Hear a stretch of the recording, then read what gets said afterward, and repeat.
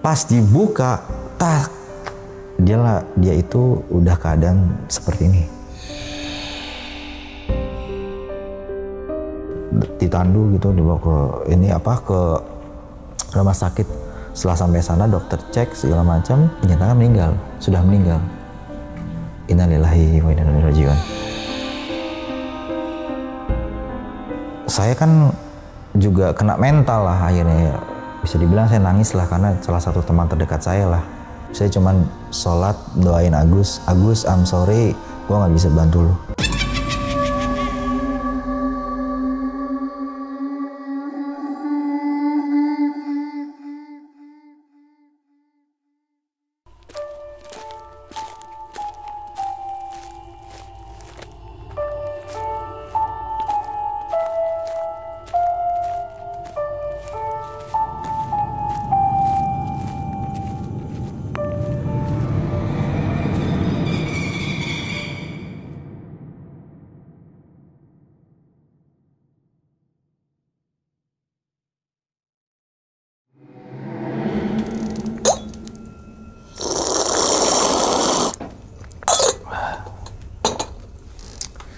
Assalamualaikum warahmatullahi wabarakatuh. Kembali lagi bersama gue Sumar Adi Wijaya atau biasa dipanggil Umang dalam segmen Ngopi Horor. Ya teman-teman semua, pada video kali ini nih atau pada kesempatan kali ini lagi gue tidak akan membawakan sebuah cerita dan namun menghadirkan narasumber yang tentunya mempunyai pengalaman mistis ataupun pengalaman yang horor nih. Nah, di samping gue ini udah ada Bang Bayu.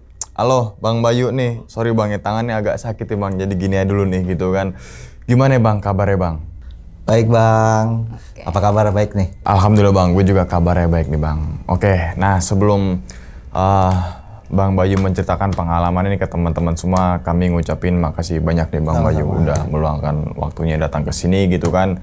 Dan semoga aja nih teman-teman semua pada video kali ini nih ada nilai hikmah ataupun sisi baiknya yang bisa diambil daripada pengalaman dari Bang Bayu ini gitu kan. Betul. Oke Bang, kalau boleh tahu nih Bang, pada video kali ini nih Abang pengen ceritain kejadiannya saat di mana nih Bang? Saya mau menceritakan tentang pengalaman saya kerja di kapal pesiar gitu. Jadi kapal pesiar ini kan seluruh dunia ya gitu. Kebetulan ini ada cerita yang menurut saya berkesan banget dan pengen saya ceritain. Oke, kapal pesiar itu ya. Kapal pesiar tuh biasanya tuh lama tuh di tengah laut tuh. Nah, kalau boleh tuh kerja di kapal pesiar tuh udah berapa lama tuh? Saya kerja di kapal pesiar itu dari tahun 2014 gitu sampai sekarang. During COVID sempat pulang kan gitu. Dan kalau boleh tahu lagi nih Bang, intinya tuh saat berarti sekitar 10 tahunan ya kerja di situ, ngalamin kejadian apa tuh Bang saat 10 tahun kerja di kapal pesiar itu tuh? Oke, banyak sebenarnya, cuman di sini mau menceritakan tentang pas kejadian di kapal pesiar. Kebetulan kemarin baru lama ini pas sebelum saya pulang, teman saya ada yang meninggal tapi janggal. Wah, nih teman-teman Ngopi Horor udah pada penasaran nih Bang. Mungkin tahan dulu kali ya Bang Bayu ya. Oke, dan tanpa berlama-lama lagi kita langsung masuk aja ke dalam ceritanya. Ngopi Horor segera dimulai. Diminum dulu Bang Bayu. Wah, makasih banget nih, kebetulan habis hujan ya. Gimana Bang, kopi enak gak Bang? Enak banget ini. Oke, langsung aja kita sikat.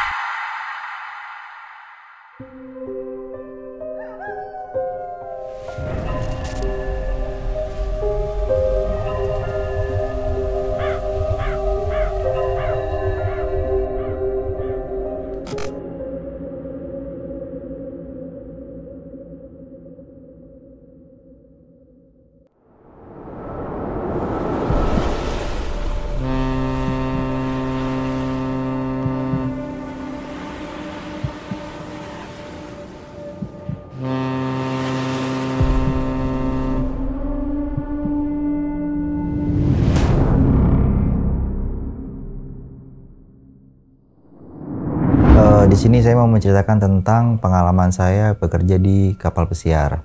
Pertama, saya kerja di kapal pesiar itu di tahun 2014. Nah, di situ itu harus ada seleksinya. Jadi sebelum kita berangkat ke kapal pesiar sendiri, itu harus ada seleksinya di bidangnya tersebut. Kebetulan saya di bidang bar, terutama di bartender. Jadi harus punya pengalaman dulu, sesi interview dan sama seleksi gitu. Kebetulan Alhamdulillahnya lolos di saat itu dan ya panjang lah untuk kerja di kapal pesiar sendiri. Nah, singkat ceritanya alhamdulillahnya saya diterima di salah satu perusahaan kapal pesiar bisa dibilang terbesar lah juga di dunia gitu. Saya start di 2014 saat itu. Kalau kerja di kapal pesiar itu kontraknya itu sekali kontrak. Jadi itu bisa saya jelasin, ada yang 6 bulan, ada yang 4 bulan, bahkan ada yang 10 bulan atau 9 bulan. Normally biasanya 8 bulan.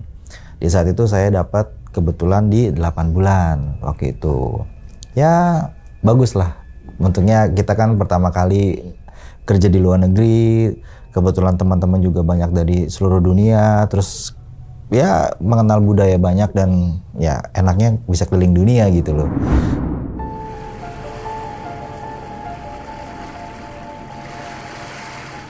Di kapal pesiar itu bisa dibilang floating hotel. Jadi kalau bisa dibilang hotel itu yang berjalan di lautan. Apa sih? Jadi sebenarnya kapal pesiar itu tuh nggak jauh beda sama hotel.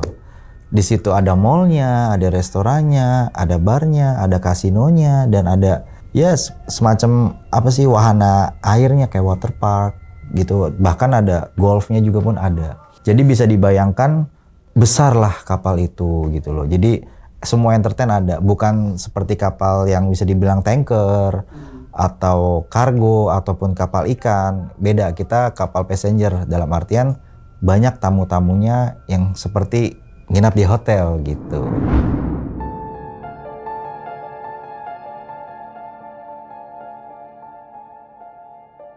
Saya sendiri job desk-nya ini sebagai as a bartender.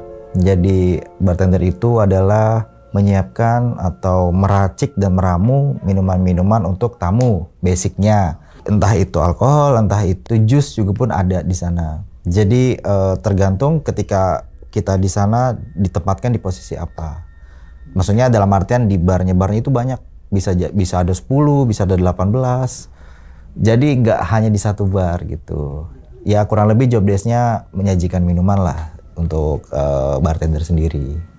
Di kapal pesiar sendiri itu kan sangat besar sekali ya gitu. Dan nah ini saya juga mau cerita pengalaman pertama saya mengalami horor tersebut. Itu kebetulan sebenarnya pengalamannya itu bukan di kapalnya sih, sebenarnya di luar kapal. Waktu itu kejadiannya di daerah Spanyol, kotanya di Cadiz. Nah, jadi ceritanya itu di sana ada gereja udah tua sih, sudah sangat tua gitu. Nah, karena kapal pesiar sendiri itu tuh sebenarnya kan dia untuk rekreasi ya, hiburan ke tempat-tempat yang maksudnya ikonik, terus pelesiran lah bisa dibilang lah. Nah, kebetulan di salah satu gereja itu di Cadiz itu sangat besar sekali. Nah, waktu itu saya ada kesempatan untuk shore lift. Shore lift itu adalah kru sendiri, as a kru itu bisa keluar juga gitu. Jadi maksudnya keluar itu keluar kapal untuk ngelihat kota tersebut gitu. Jadi nggak selamanya kita di dalam kapal terus.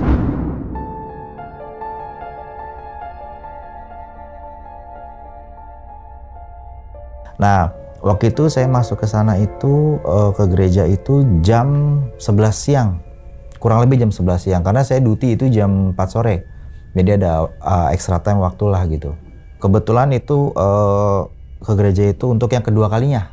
Nah, waktu itu saya masuk ke sana, di sana itu ya biasalah gereja kayak kalau di muslim itu ada mimbar, terus ada tempat duduk-duduknya, terus ada museumnya juga itu. Nah, di saat itu saya keliling aja. Waktu itu kalau nggak salah di situ habis ada mungkin kalau di kita muslim sembahyang mungkin ya. Saya kurang paham lah masalahnya. Banyak orang juga lalang di sana. Tapi di satu sudut itu saya keliling ke museum karena saya menggunakan headphone. Jadi di headphone itu dia itu ada suara kayak translatornya, Spanyol, Jerman, Inggris, banyak lah gitu kan. Nah, saya dengerin aja pakai headphone sambil keliling gitu kan, sambil keliling museumnya gimana ngelihatnya. Oh, ini namanya ini peninggalan raja ini tahun sekian gitu. Nah, singkat cerita di situ saya nemu yang tadinya seperti mimbar itu di situ orang-orang berdoa itu saya ngelihat kok ada nun, bisa dibilang itu biarawati. Nah, yang saya tahu orang Spanyol itu tidak terlalu tinggi, terutama perempuan-perempuannya. Nah, tapi di saat itu saya ngelihat kejanggalannya itu kok ini tinggi-tinggi seperti orang Eropa Timur. Dan yang anehnya lagi, udah mulai aneh itu pas pakai headphone atau translatornya kok saya dengar sholawat. Jadi hal yang unik dan maksudnya aneh gitu, kok di gereja ada sholawat. Bahkan saya sempat begini, oh enggak, ini kok ada sholawat gitu. Ya udah, saya karena penasaran saya tinggi kan, dia lewat gitu kan, saya perhatiin ini nanya kok tinggi-tinggi gitu, kemana. Nah jadi ada kayak mimbar gitu, kesininya itu ada museumnya. Nah saya ikutin itu, karena si nannya itu tuh dia kayak bergumam apa ya, sholawat gitu loh. Loh ini gereja kok sholawat gitu, unik nih, aneh lah, maksud saya aneh gitu. Saya belum realize itu apa gitu.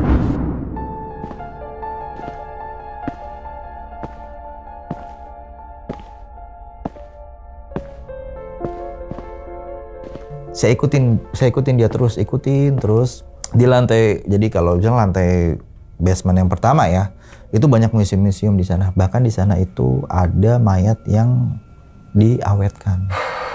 Saya kurang tahu itu ratu siapa atau siapa. Tertulisnya di sana ada. Merinding juga sih di situ. Terus wangi gitu kan, baunya wangi. Terus sudah ngikut-ikutin. Tapi seolah-olah itu si biarawatinya itu nungguin saya, suruh ngikutin saya gitu loh. Jadi di basement lantai 1 itu, di situ tuh ada banyak juga museum-museum lain seperti benda-benda peninggalan, terus kayak jubah-jubah zaman dulu, dan itu ada mayat itu yang diawetkan sampai sekarang masih ada. Setelah itu ada lagi turun bawah tanah lagi nih, tangganya muter gini nih. Saya inget banget muter gini. Udah saya ikutin lagi. Ketika saya udah turun, singkat cerita ke bawah, kok tiba-tiba kayak kalau orang mati lampu kan tek gitu ya. Ini nggak, lama-lama redup, tet gitu, lama-lama hilang, gelap gitu. Nah dari yang tadi sholawat jadi suara-suara kayak di gereja tapi horor gitu loh.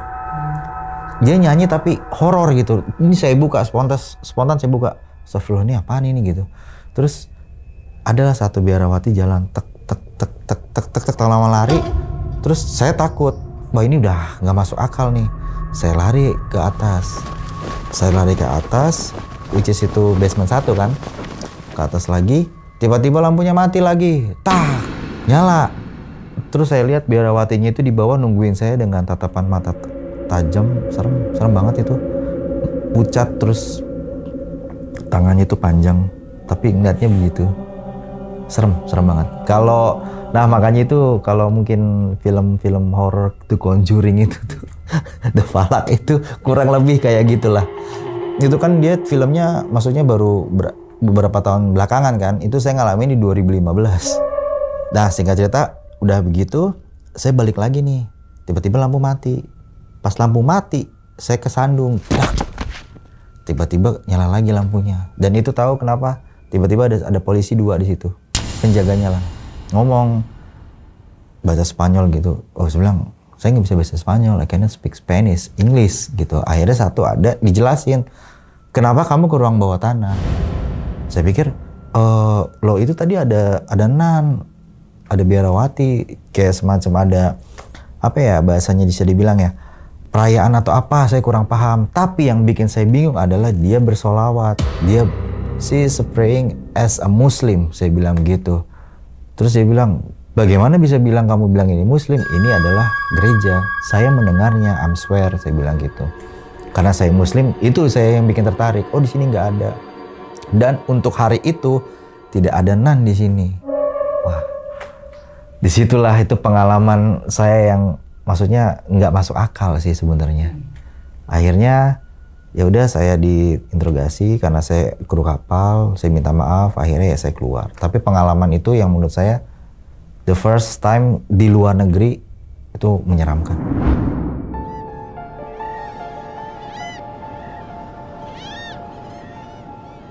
Selanjutnya saya mau cerita tentang yang paling berkesan dan paling menurut saya nggak akan pernah saya lupain selama saya kerja di kapal pesiar. Nah, kapal pesiar saya ini perusahaannya udah cukup lama ya, maksudnya udah besar dan cukup lama. Dan kebetulan ini di tahun ini, di 2004. Nah, kapal ini kapal tua, umurnya itu sekitar 22-23 tahun. Dan untuk penumpangnya biasanya kan kapal pesiar itu 3.000, 4.000, bahkan sampai ada yang 6.000.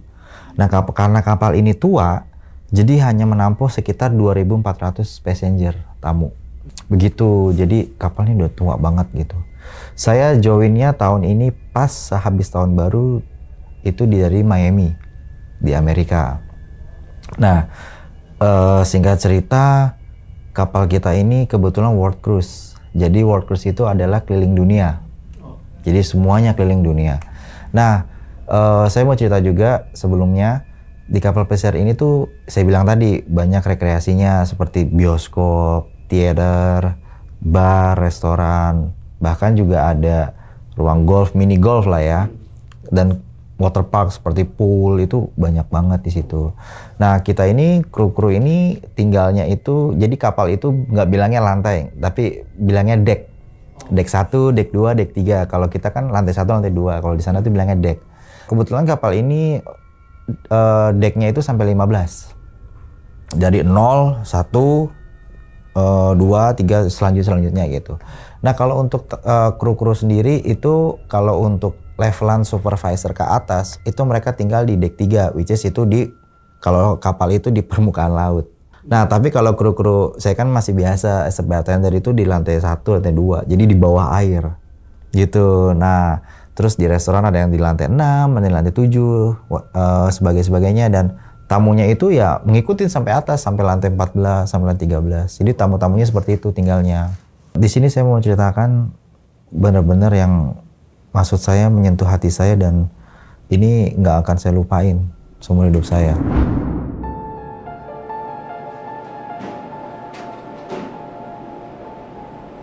Nah, balik lagi, saya kerja sebagai bartender di salah satu bar di sana. Jadi barnya itu di tempat saya yang terakhir kontrak kemarin itu ada 10 bar.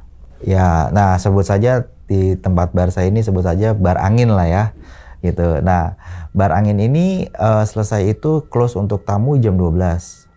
Nah, saya sebagai orang terakhir yang bertanggung jawab seperti closingan segala macam itu saya.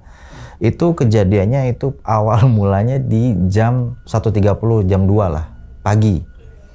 Nah, di saat itu bar saya itu betulnya panjang, depannya itu meja-meja tamu, sebelahnya itu ada stage, small stage gitu untuk biasa live music. Nah, di sebelahnya lagi itu ada museumnya. Jadi di kapal tua ini banyak museumnya sebenarnya. Nah, kalau dari POV-nya saya di bar saya, jadi gini, di sini ada pintu, tembok, pintu lagi. Jadi begini kelihatan kalau orang jalan tuh kelihatan. Nah, seandainya setelah orang ini jalan ke sebelah sini, ke kanan kalau POV-nya saya, di belakang itu ada museum. Nah, sewaktu saya sudah mau selesai, saya ngelihat itu ya tadi saya bilang 1.30 atau jam 2 pagi, saya melihat ada kakek-kakek. Pakaiannya putih, seperti old sailor. Jadi seperti pelaut zaman dulu, gitu. Itu dia jalan dari tembok yang saya bilang tadi sebelah kiri saya, karena di situ kan dinding-dindingnya itu kan ada benda-benda peninggalan museum juga kan. Dia jalannya tapi lucu, maksudnya lucu tapi serem sih. Dia jalannya tuh kayak penguin gitu, gini jalannya, jalan begitu kan. Pintu, saya kelihatan tuh, saya perhatiin dulu, kok jam segini masih ada tamu gitu. Ini orang mabuk atau gimana gitu. Nah, setelah lewatin tembok, nah terus kan pintu lagi saya bilang kan, dia agak menengok ke saya gitu, dia tuh ketawanya tuh saya denger banget kayak gitu kan. Udah gitu dia lari. Nah, jarak dari bar saya ke sana itu sekitaran 5-6 meter. Jadi saya harus lari untuk approach dianya gitu. Dia balik gitu, takutnya mabuk ini, orang udah tua mabuk gitu kan. Ya kita sebagai karyawan, kru di sana harus tanggung jawab juga. Pas saya kejar gitu, jadi saya bilang tadi yang pintu kedua. Nah, di sini ada tembok lagi, baru museum-museum kan, ada tempat duduk. Saya masih sampai lihat dia, sampai saya deketin, tiba-tiba dia tembus pas banget di miniatur kapal. Tembus, tas. Nyebutlah saya, astagfirullahaladzim, ini udah gak jelas nih, ini siapa ini? Akhirnya saya teriak dengan lantang, "Who are you, man? Don't bother me." I just working and then I want to close my bar. Dalam artian saya mau tutup bar gitu. Kalian siapa gitu? Tolong jangan ganggu saya. Setelah itu kursi jatuh. Itu kursi apa? Kursi goyang. Jatuh. Dan di saat itu kapal itu nggak maksudnya rafsi itu ombak besar ya, kapal itu goyang, itu nggak goyang.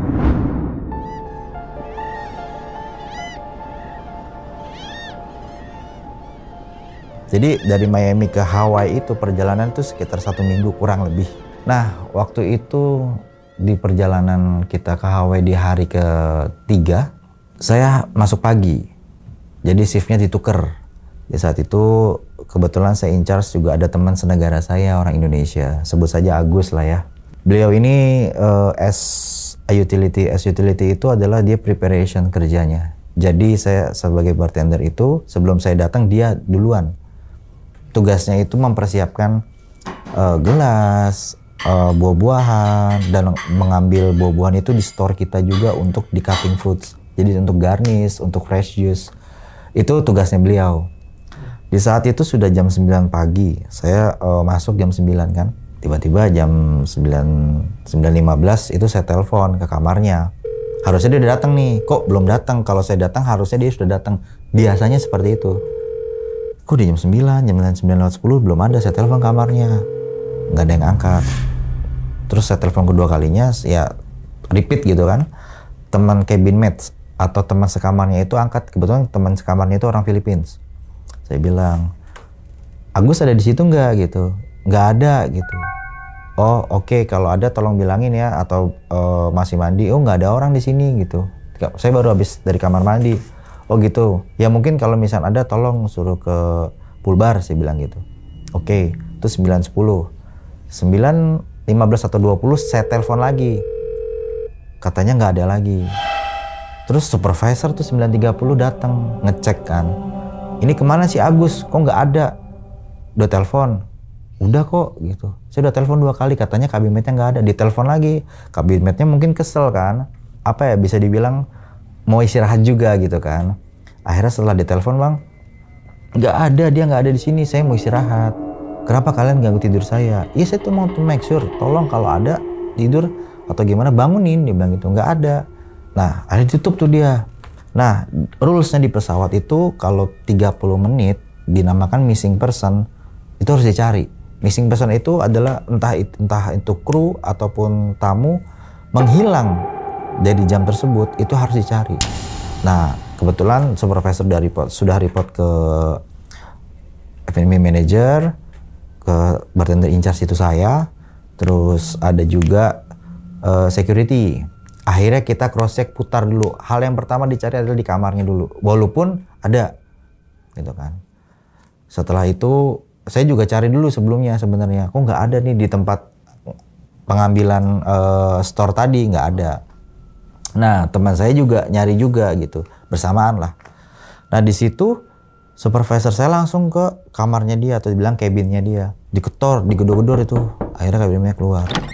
Mana dicari di kamar mandi. Ternyata pas dicek, karena gini, di kamar kru itu kan tempat tidurnya barak ya, maksudnya 2 begini, atas bawah gitu. Nah teman saya almarhum ini tinggal di atas, tidurnya masih di atas. Pas dibuka, dia itu udah keadaan seperti ini. Langsung, wah itu udah mulai debat tuh. Ini ada dia di sini, tapi tadi dibilang I swear God, I didn't see nothing. Karena orang Philippines tadi nggak ada. Jadi di kapal pesiar itu lengkap ya, ada hospitalnya juga atau rumah sakitnya juga. Ditelepon langsung 911 lah, istilahnya harus cepat. Dibawa, ditandu gitu, dibawa ke rumah sakit. Setelah sampai sana dokter cek segala macam, dinyatakan meninggal, sudah meninggal. Innalillahi wa inna ilaihi rajiun. Udah akhirnya saya kan juga kena mental lah akhirnya. Bisa dibilang saya nangis lah karena salah satu teman terdekat saya lah. Walaupun kita baru kenal di sana, tapi kan senegara, sering curhat. Akhirnya teman saya yang tadinya nyari juga ketemu di tempat store yang pengambilan buah tadi. Ketemu sesama levelnya lah, maksudnya sebagai as a utility juga. Di situ kita lihatnya banyak sebenarnya. Dan ada orang Brazil 2 ini. Dia bilang gini, dia denger kan. Tadi gue lihat Agus itu jam 8. Dia bawa troli, bawa buah. Sumpah demi Tuhan gue lihat, kata dia gitu. Lu yang bener. Gue lihat gitu, bener. Udah, akhirnya pada main persepsi sendiri gitu kan. Nah setelah itu besokannya, wah kita orang juga masih penasaran. Kita tanya-tanya jawab dong, cari tahu informasi. Tapi dokter menyatakan dia sudah meninggal sekitaran jam 5, jam 6 pagi. Dokter bilang itu. Terus saya pikir, loh ini si Rafael, orang Brazil yang tadi, bilang katanya ngeliat jam 8. Ini gimana, yang bener gimana? Sampai kita push gitu, lu bener ngeliat? Gue beneran ngeliat. Itu dia bawa troli, tapi dia bilang gue mau ke kamar, gue mau ke cabin, mau ngambil obat, nggak enak badan gue, gitu. Dia bilang begitu. Akhirnya bercanda-bercandaan lah gitu. Nah singkat cerita, H+1 ya setelah meninggal, ini kita yang dekat mereka tuh badan pada berat banget. Kebetulan Agus ini kan Muslim. Nah kalau di kapal pesiar itu kan kita nggak ada masjid. Jadi saya izin ke HRD untuk menggunakan ruangannya untuk coba deh kalau nggak bisa dimandiin sholat goib. Nah kebetulan orang Muslimnya di situ ada 4 orang. Ada orang Bali 4 orang, total 8 kan. Selebihnya orang luar, which is itu Katolik. Saya bilang oke nih harus disolatin dulu nih gitu, udah janjian kan. Ya udah. Nah kita ambil wudhunya itu di kamar masing-masing. Jadi yang udah ngumpul itu teman-teman orang Bali sama teman-teman luar. Total itu ada 12. Termasuk kita yang Muslim 4 orang. Ya udah, saya kan selalu lah bawa ibadah nggak lupa, selalu bawa sarung, bawa peci. Ya saya wudhu dulu di kamar saya nih. Nah, waktu pas saya mau sholatin, ini kok anak-anak udah pucat aja nih. Udah kayak ngeliat, kenapa lu? Baik, itu masa pintu ketutup sendiri? Ah, yang bener, itu pintu berat. Bener, kita ngeliat, semuanya ngeliat. Udah goib nih, nggak jelas nih. Udahlah, nggak usah bikin itu, kita sholat aja. Nah, waktu pas sholat, kebetulan kita punya grup orang Indonesia gitu. Entah kenapa orang keluarganya dia punya nomor telepon saya. Ya tanya kabar gitu kan, tanya kabar gimana. Saya pikir, saya jawabnya juga nggak bisa sembarangan dong, karena nggak boleh spekulasi sendiri, bang. Jadi ya udah akhirnya telepon aja. Ya udah gini aja bu, walaupun perbedaan waktu Hawaii sama Indonesia itu hampir 12 jam, 11-12 jam. Jadi kitanya malam, dianya siang di sana. Di Indonesia siang gitu. Kan total saya bilang tadi 12 orang. Yang Muslim 4 orang. Jadi kan saya video call nih, saya taruh gini, sholat gitu. Udah baca doa, saya ambil air waktu itu saya taruh untuk sholat goib, sembari bacain Al-Fatihah juga, ya banyak gitu doa-doa. Waktu pas sholat, ya kita khusyuk lah ya sholatnya. Setelah sholat gitu, kok keluarganya bilang, Mas, banyak banget ya ngajakin sholat ya, gini-gini segala, banyak banget. Mikir saya tengok-tengok, Bu, banyaknya gimana? Itu ibunya. Iya, itu kayaknya rame banget, banyak orang.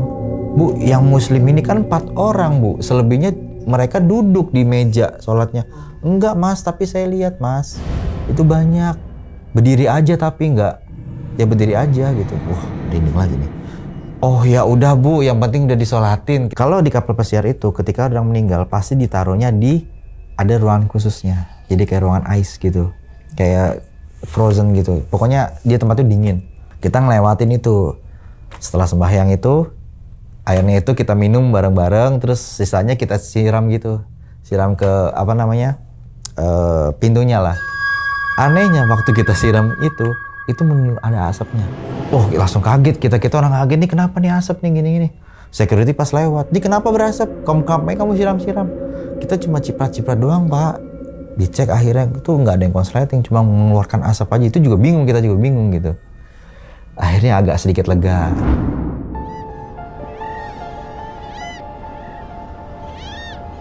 Akhirnya keluar dari kapal itu di Hawaii, ketika kita sampai Hawaii. Nah, berbarengan itu FBI datang, semuanya datang. Itu diinterogasi, termasuk last person yang ketemu itu saya, last meet personnya saya waktu malam-malam. Saya diinterogasi, bahkan cabin mate pun diinterogasi, karena yang harusnya terjadinya lebih, maksudnya di suspeknya itu kan cabin mate-nya. Takutnya ada pembunuhan. Udah, dia sampai nangis-nangis, sampai Sampai kalau dibilang apa ya, psikiater juga ada ya. Jadi kalau di sana itu kita nggak bisa bohong. Itu kita nggak bisa bohong. Kita diinterogasi sama FBI itu nggak bisa bohong. Ada alatnya, kedetek. Kita dipasangin di sini, dipasangin itu segala macam.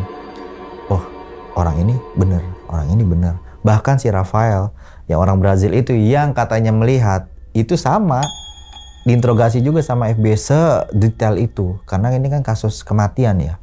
Nah, singkat ceritanya Agus ini meninggal karena serangan jantung. Maksudnya gagal jantung, sorry. Itu nggak masuk akal menurut saya. Karena kita sebelum berangkat itu kita ada medical check up. Medical check up itu semuanya. Dan itu Agus nggak ada menderita hal itu. Itu yang menurut saya nggak masuk akal gitu. Ya, apapun yang terjadi Agus, kita udah doakan semuanya ya. Tapi ada yang janggal.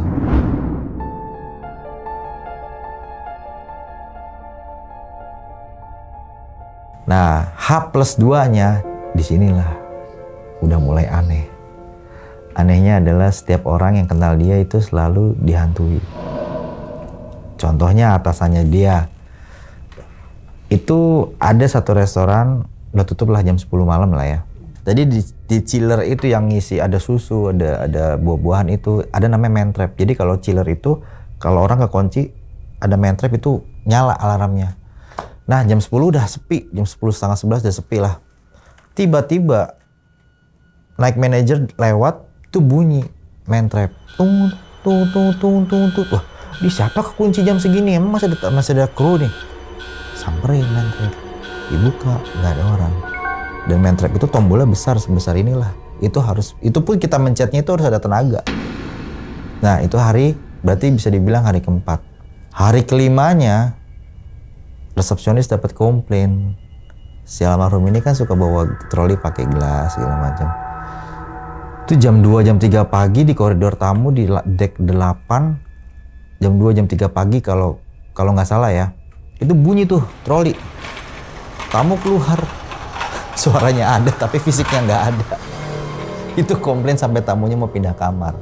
Wah, banyak teman-teman juga sama. Even itu saya juga waktu itu setelah jenazahnya sampai H+2 minggu lah. Sama saya lagi tidur. Karena ada tirainya gini kan. Pas waktu saya tidur gini, kok saya lihat siluetnya. Malamnya tuh.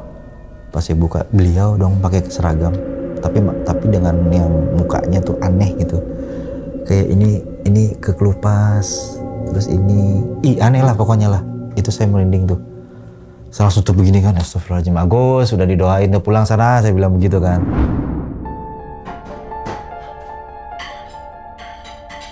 Besok paginya kan saya masih kerja. Saya datang lebih awal karena less manning, dalam artian kurang orang, saya harus backup kerjanya dia dong. Saya datang duluan, saya ambil, karena kan kalau di kapal itu hygiene-nya sangat tinggi banget. Jadi harus bener-bener yang 3 bucket system. 3 bucket system itu adalah bucket yang isinya air biasa, sabun sama sanitize. Itu saya prepare. Nah lagi prepare jongkok begini, itu di ujung mata kanan saya ngeliat dia lagi. Saya bilang, saya banting, dah Gus please lah, udahlah, lu mau apa lagi sih sebenarnya, kan lu udah gue doain. Dia ngomong. Nah rekan saya orang India tuh datang tiba-tiba, bro are you okay gitu. Yeah it's okay, it just Glampi, saya bilang gitu. Dia cuma berdengung aja gitu. Enggak. Lo kelihatan ketakutan dan lo pucat. Tell me the truth, dia bilang gitu. Lo ngeliat di Asia Agus kan? Iya, gue juga. Gue kemarin ngeliat bro, malam-malam. Dia begini-begini ke gue. Oh God, itu orang India. Yang bahasanya bukan orang Indo, dia seorang Hindu kan. Banyak halnya lah.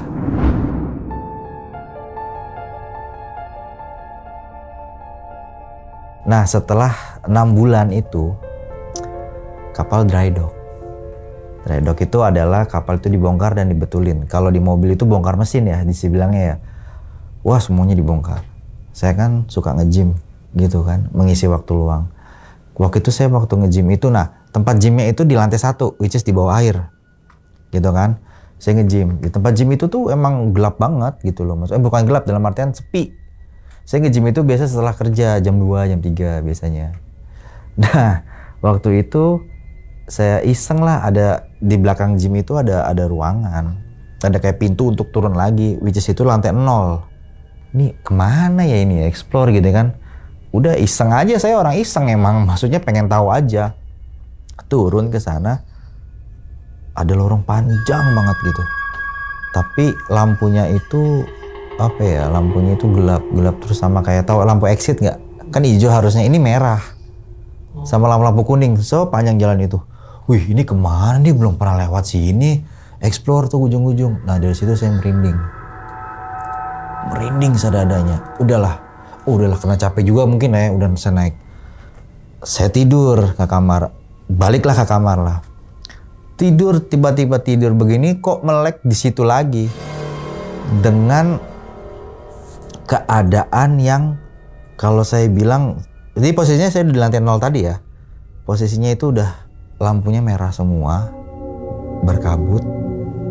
Ini. Terus di tembok-tembok ini itu orang nempel bang. Yang kepalanya nempel di bawah, ini nempel, pokoknya sembarangan aja nempel gitu. Baunya itu, bau anyir, bau gak enak lah pokoknya. Tapi saya nggak nemuin pintu yang saya keluar itu. Ya udah mau nggak mau kan saya jalan terus kan. Di situ saya lihat makhluk yang belum pernah saya lihat seumur hidup saya. Saya memang punya kelebihan untuk melihat seperti itu sebenarnya. Tapi makhluk ini belum pernah saya lihat. Makhluk ini bentuknya, dia tinggi besar, tanduknya 3 di sini sama di sini. Sayapnya itu tapi sayap tangan besar, tangannya begini nih. Jadi dia punya tangan panjang, tangannya itu sampai kaki. Jadi panjangnya sampai kaki tangannya itu.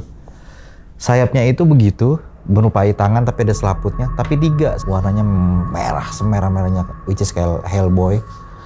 Matanya itu putih dan merah. Kebalikannya, merah dan putih. Jadi kelopaknya itu putih, selebihnya merah. Dan lidahnya itu 2 gini. Giginya itu begini nih, panjang, cuman ini aja.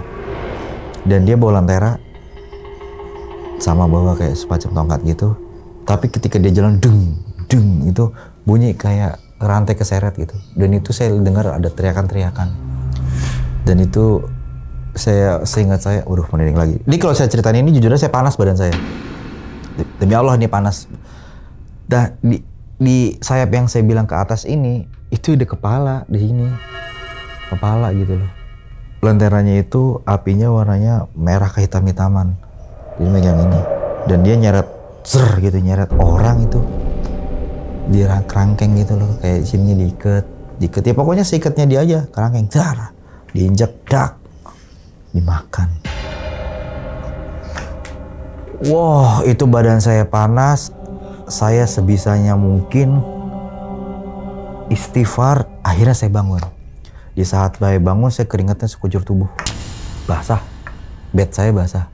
Wah, ini apa ini, saya bingung banget, ini apa ini. 2 hari, 3 hari, penasaran. Gua harus lihat itu di bawah itu apa. Karena mimpinya kok ke situ. Keadaannya itu dry dock ya. Dry dock itu maksudnya dibongkar kapal gitu. Tapi di saat itu kan udah rapi harusnya ya. Saya masuk ke ruangan itu lagi, sama gelap lagi. Tapi saya telusurin, saya bawa senter kecil. Jadi itu ruang kedap udara. Jadi kalau kapal Titanic dulu nabrak itu karena nggak ada ruang kedap udaranya. Makanya air langsung masuk. Nah ini enggak, ini kalau nabrak jadi part-partnya itu ketutup nanti. Namanya watertight door. Nah itu dibuka semua kan, jadi plong sampai belakang sampai ke depan. Saya posisinya di tengah waktu itu. Dia tembusnya di tengah. Saya jalanin terus, sama exitnya merah gitu. Saya ngeliat ada satu makhluk. Dia setengah duduk begini nih. Begini nih. Warnanya hitam pekat, tapi matanya masih merah. Dia cuman bangun, kerantainya itu bunyi, krecik. Dia ngeliatin saya gitu tuh. Tiba-tiba itu anginnya kencang ke saya. Dan dia coba duk jalan. Tapi, wow, itu saya bingung kan. Ini real kan? Ini apa gitu. Tapi bentuknya dia hitam. hitam kayak berlendir gitu loh. Tapi matanya itu tetap masih merah. Matanya merah, lidahnya itu panjang. Jadi lidahnya itu kayak ngesot gitu. Dan dia sambil bawa itunya. Sambil bawa itu kerangkeng gitu. Dan saya ngelihat almarhum di dari situ saya langsung ke atas. Saya bilang, ini demon. Saya cuman sholat doain Agus, I'm sorry, gue nggak bisa bantu lu.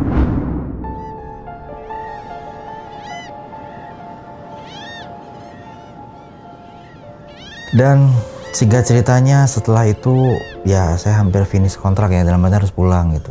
Dan di saat itu ada temen 2 orang, dia ini orang senior banget, orang Europe satu, orang Hungari, satu lagi orang India.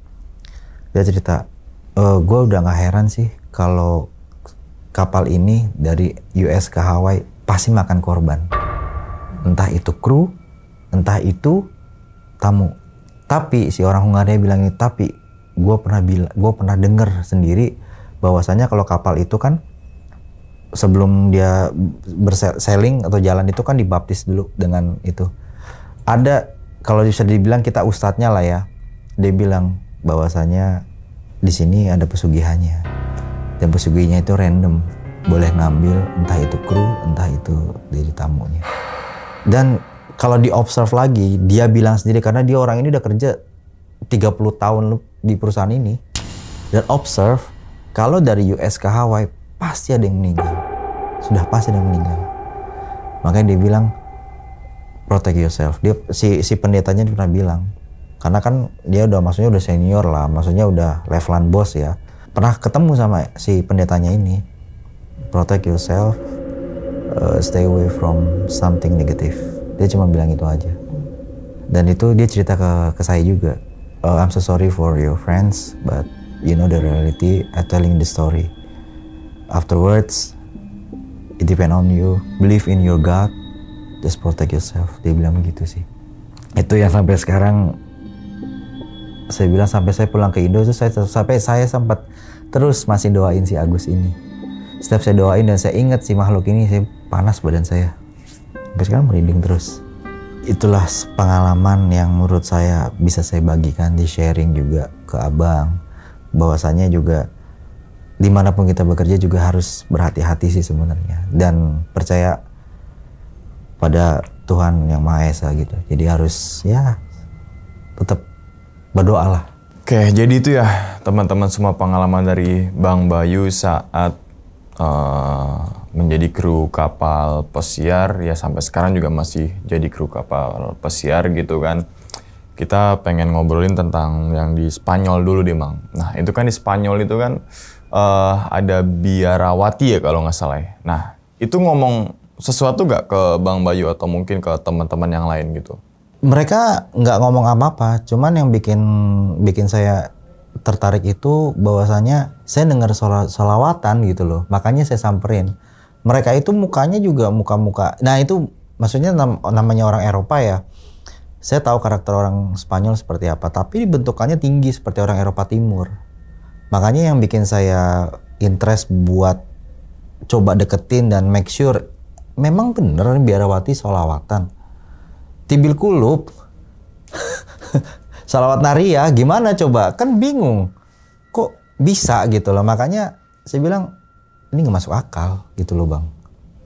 Tapi dia nggak ngomong apa-apa, cuman kayak narik aja sih sebenarnya. Kalau persepsi saya ya kayak gitu Bang. Nah itu kan ngikutin biarawati tuh. Nah saat abang ngikutin biarawati itu gitu kan, mungkin abang sempet nengok kanan, nengok kiri. Nah saat di posisi itu ada kru lain nggak yang menyaksikan kalau itu ada biarawati?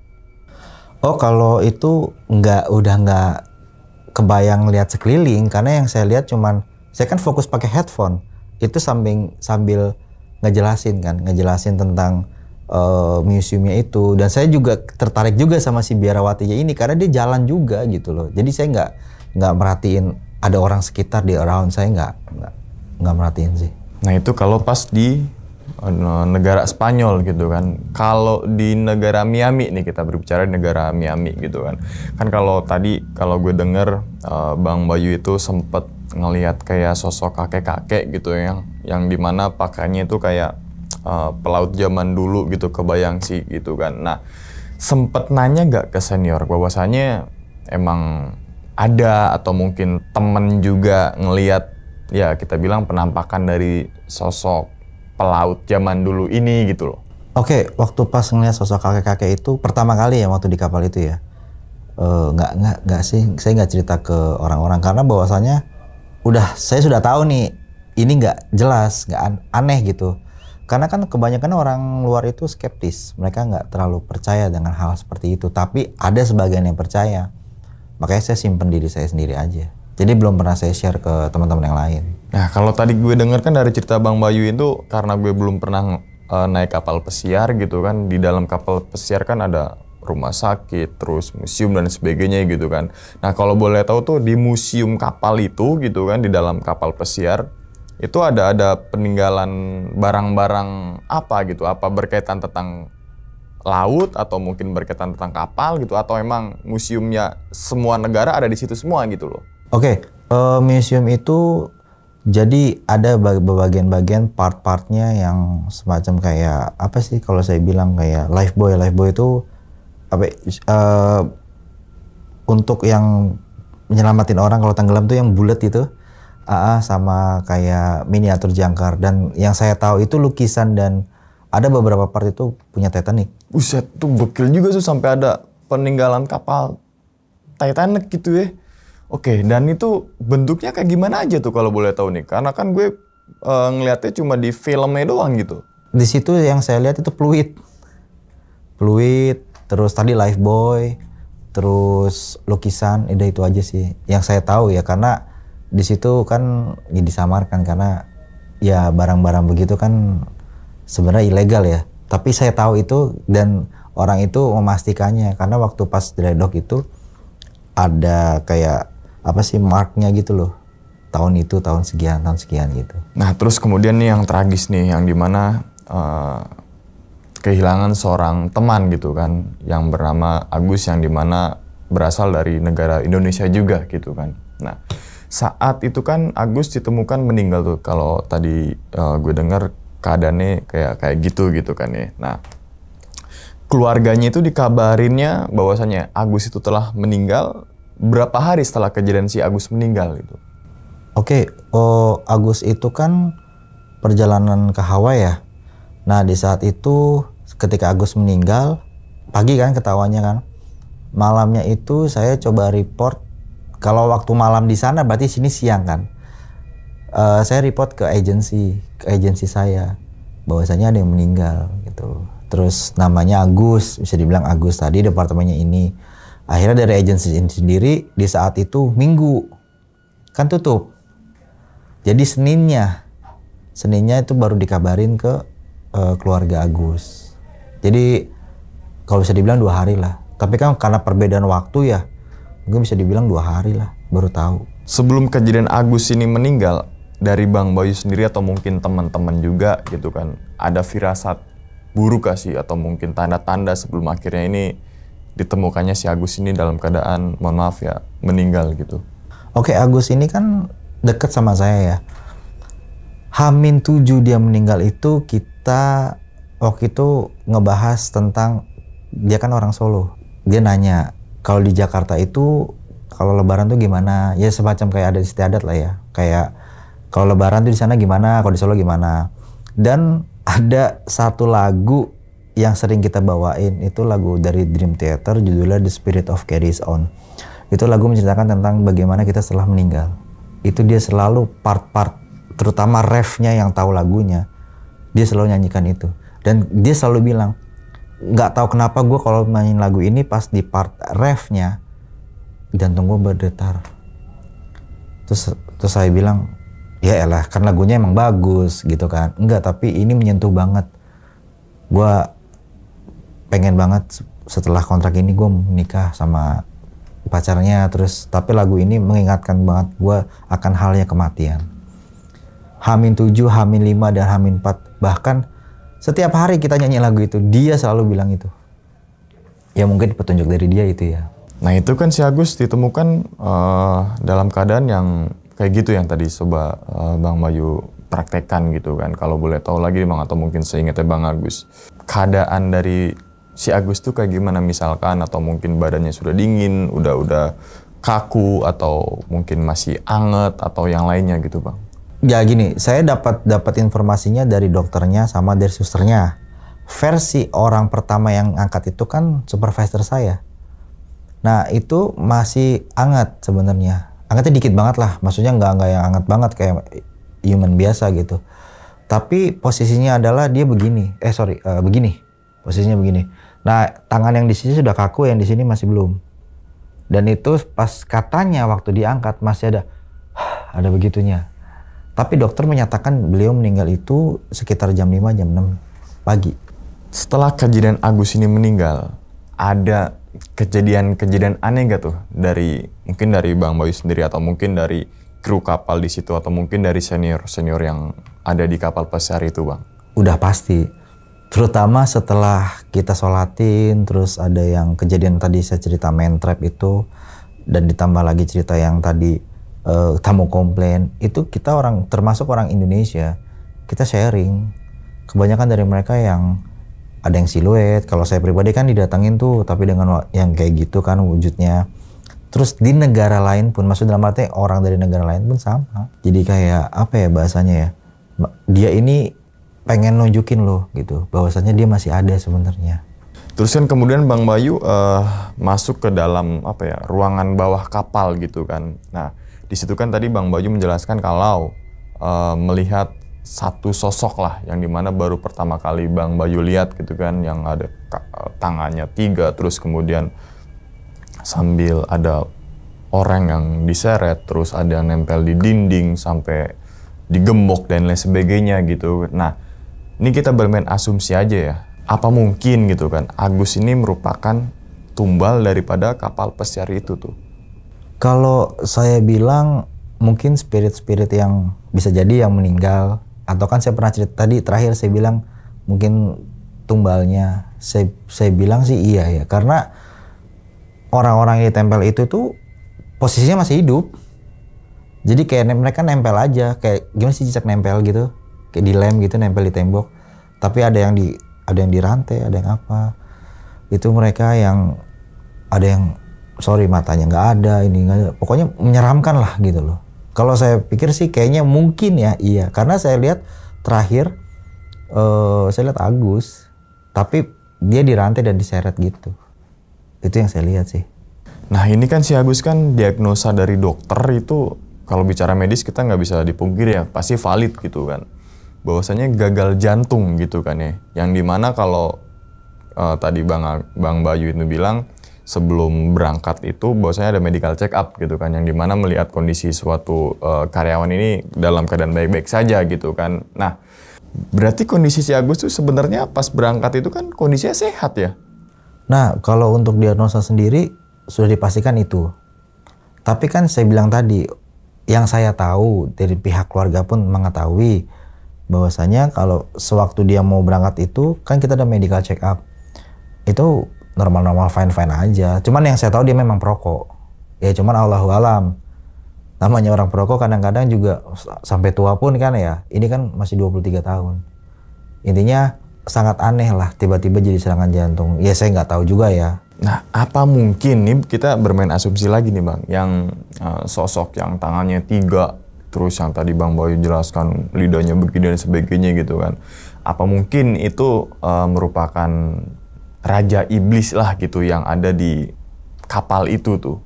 Kalau saya bilang sih bisa dibilang iya, kemungkinan ya, karena di Quran sendiri kan terjelaskan kerajaan jin itu di atas laut.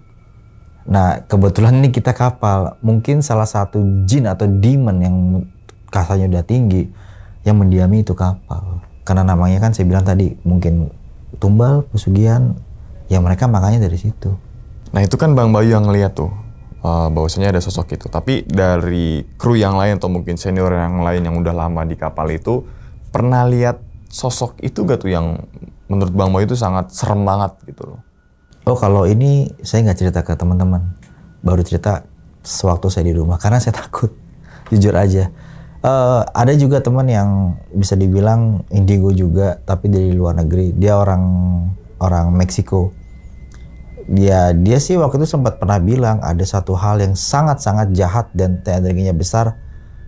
Kalau bisa kamu udah ngerasain ya macam merinding berat, lebih baik kalian hindarin. Saya tahu dia itu nunjuk, dia cewek. Dia itu nunjuk ke saya tahu kamu punya kelebihan, tapi hindari ini gitu. Versinya dia sih itu doang. Itu doang sih. Terus saya bercandain aja. Ya mungkin capek kita kerja di sini karena kerja di kapal kan capek gitu kan. No. I believe you have something in yourself gitu. Tapi dia bilang ya dia cuma ngasih tahu ke aku, saya cuma bilang hati-hati aja. Mungkin beliau melihat, mungkin ya gitu. Kemudian kan si sosok ini kita katakanlah iblis lah ya. Si sosok iblis ini nyeret almarhum Agus tuh. Yang dimana yang tadi yang diceritakan sama Bang Bayu bahwasanya Agus itu dalam keadaan diseret dan sebagainya gitu kan. Tapi dari penglihatannya Bang Bayu gitu kan, si Agus ini kayak ada sepatah dua kata patah atau mungkin minta tolong dan sebagainya gitu loh. Terakhir saya ngelihat Agus, dia nggak ngomong apa-apa sih. Cuman ya kulitnya kekelupas. Pokoknya kayak kulit kelupas, terus berdarah. Nggak enak deh dilihat kayak manusianya, kayak orang habis diseret gimana sih, modelnya begitu. Terus juga aneh aja sih mukanya gitu. Ya jadi itu ya teman-teman semua nih, ya memang dalam dunia pekerjaan kan resikonya sangat besar banget ya, terutama di kapal pesiar.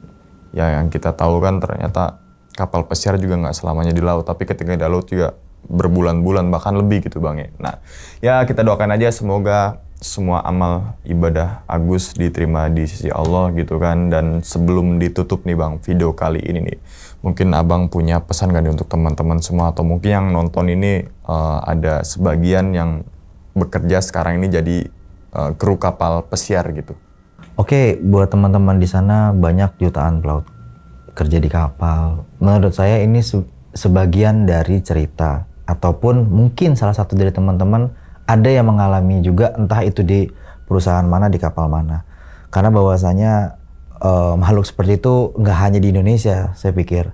Dan pesan-pesannya untuk teman-teman di sana, terutama rekan seprofesi, saya cuma bisa bilang tetap jaga kesehatan, jaga mental health kalian, dan yang paling penting adalah berdoa sepanjang waktu. Karena kita sebagai pejuang dolar, pejuang keluarga, ingin berangkat utuh, pulang pun juga utuh. Jadi ya balik lagi, tetap berdoa, terus kerja keras iya, tapi berdoa dan keep in touch sama orang tersayang. Karena menurut saya pikiran yang sehat dan mental health itu penting di sana, terlepas dari beratnya kerja di sana. Jadi buat teman-teman seprofesi seperti itu dan buat penonton, bahwasanya balik lagi kita sebagai orang yang beragama ya lebih banyak ikhtiar dimanapun, nggak hanya di kapal sebenarnya ya Bang, dimanapun kita harus tetap berdoa karena ya untuk jaga-jaga dari hal-hal seperti itu dan percaya akan Tuhan. Itu sih menurut saya. Oke, dan ingat teman-teman semua, cerita dari Bang Bayu ini bukan untuk nakut-nakutin nih teman-teman semua ketika mau menjadi awak kapal pesiar atau mungkin kru kapal pesiar gitu kan, tapi ambillah sisi positifnya dan buang sisi buruknya. Sekian dulu pada video kali ini dan nantikan video-video gue berikutnya. Hal gaib itu muncul ketika sugesti kita buruk. Wassalamualaikum warahmatullahi wabarakatuh. Selamat beristirahat. Bang Bayu, terima kasih banyak Bang Bayu. Sama Bang. Bungkus.